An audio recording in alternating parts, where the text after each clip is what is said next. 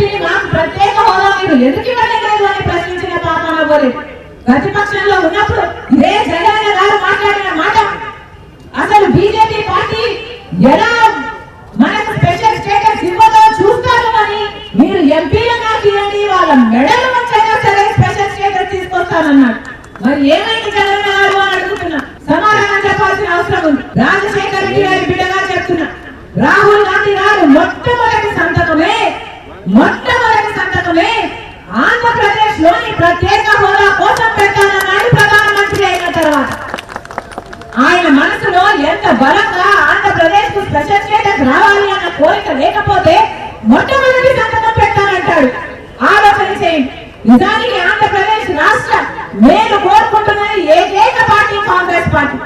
రాజశేఖర రెడ్డి గారి ఆఖరి కోరిక కూడా ఆ రాహుల్ గాంధీ గారిని ప్రధానమంత్రిని చేయాలి అని.